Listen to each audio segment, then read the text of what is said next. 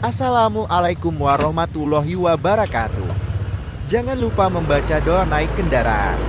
Subhanalladzi sahurolana hajza wa makuna lahu mukrimin. Wa inna ila rabbina lamunqalibun. Bagaimana kabarnya hari ini? Semoga dalam keadaan sehat semuanya. Amin.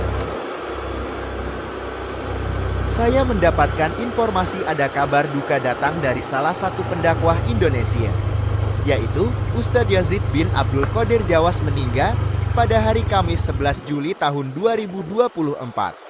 Innalillahi wa inna ilaihi rojiun. Almarhum meninggal pada usia 61 tahun. Semoga Allah merahmatinya, mengampuni dosa-dosanya dan menerima segala amal ibadahnya, serta Allah memasukkan beliau ke dalam surganya, amin ya robbal alamin. Bagi sebagian kalangan, nama Ustadz Yazid bin Abu Qadir Jawa terasa asing. Namun, orang-orang salaf pasti sudah mengenal sosok mubalik Sunni asal Indonesia ini. Ustadz Yazid bin Abdul Qadir Jawas dikenal sebagai seorang pendakwah, mubalik, penulis, hingga tokoh salafi Indonesia. Ia lahir pada tahun 1963 di Karanganyar, Kebumen, Jawa Tengah. Diketahui sang Ustadz merupakan lulusan dari Universitas Islam Imam Muhammad bin Saud dan Lembaga Ilmu Pengetahuan Islam dan Arab. Ia juga merupakan pembina Radio Roja dan pemilik dari Pondok Pesantren Minhajus Sunnah di Kecamatan Dramaga, Kabupaten Bogor.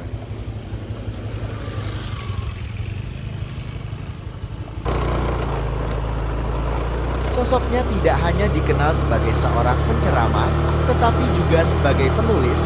Diketahui, Ustadz Yazid menulis buku-buku tentang keagamaan Islam dan ditulis menggunakan bahasa Indonesia.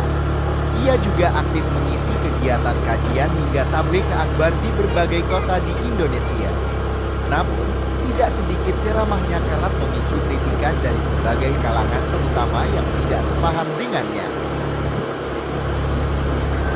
Terlepas dari kontroversi tersebut, sosoknya dikenal sebagai ulama tanah air lulusan Lembaga Ilmu Pengetahuan Islam dan Arab, serta murid guru besar Universitas Islam Madinah, Abdul Razak bin Abdul Muhsin Al-Abbad.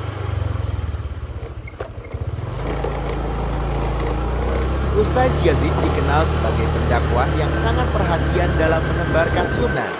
Selain membina pesantren Minhajus Sunnah di Dramaga, Bogor, ia juga aktif mengisi kajian dan tabligh akbar di berbagai kota di Indonesia. Pada awal dekade tahun 1980, Ustadz Yazid Jawas menimba ilmu di Ma'had Al-Ulum Al-Islamiyah wal Arabiyyah fi Indonesia. Ma'had tersebut berada di bawah naungan Universitas Islam Imam Muhammad bin Saud Riyadh. Ustadz Yazid Jawas juga pernah belajar dengan seorang profesor dari Arab Saudi yang bernama Prof. Dr. Sheikh Abdul Razak, seorang dosen Universitas Jamiah Al-Islamiyah di Madinah. Selain itu, dia juga bermajelis di Daurah Sheikh Muhammad bin Shalih Al-Utsaimin di Unaiza. Juga diizinkan mengikuti kelas khusus di majelis beliau. Syekh Utsaimin merupakan tokoh dunia, seorang ulama yang sangat terkemuka, mengajar pada Ma'had Ilmi di Unaiza, Fakultas Syariah dan Usuluddin pada cabang Universitas Ibnu Su'ud di Qasim. Dekan jurusan Akidah dan aliran-aliran kontemporer, anggota bagian pengajaran di Universitas Ibnu Su'ud Qasim, bahkan merupakan anggota Hay'ah Kibaril Ulama Majelis Ulama Besar Kerajaan Saudi Arabia. Pada awal tahun 1990, Ustadz Yazid Jawas mengembangkan dakwah bersama Abu Nida, Ja'far Umar Talib dan Yusuf Usman Baisri yang sama-sama alumni Lipia dengan menggelar daurah di pesantren Ibnu Qayyim Sleman, Yogyakarta. Kemudian beliau bersama Ja'far Umar Talib diajak oleh Abu Nida untuk mendirikan Yayasan As-Sunnah pada tahun 1992 bersamaan dengan membangun masjid di Degola, Kaliurang, Yogyakarta.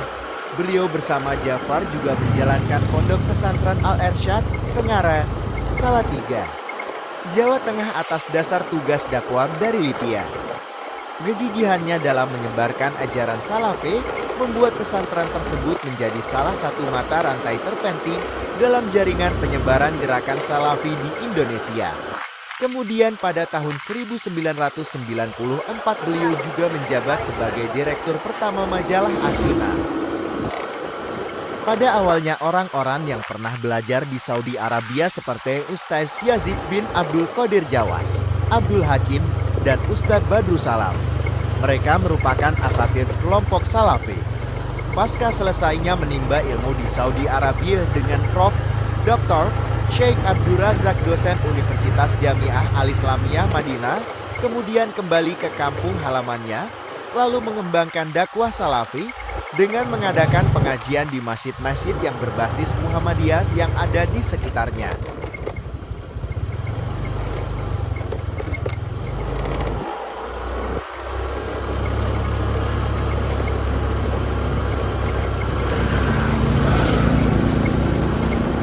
Beberapa tahun berikutnya, mereka membangun masjid dan membuat kelompok-kelompok pengajian Salafi. Dalam ceramah pengajiannya banyak masyarakat yang tidak setuju dengan isi dakwahnya dan dianggap meresahkan masyarakat. Namun, para tokoh Salafi tersebut tidak pantang menyerah dalam melakukan dakwahnya.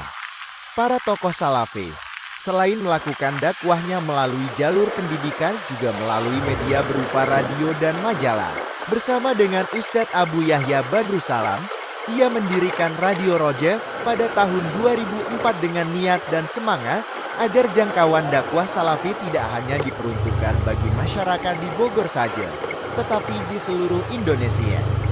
Bahkan saat ini juga gencar dalam berdakwah di media sosial seperti YouTube, Instagram, dan lainnya. Masya Allah.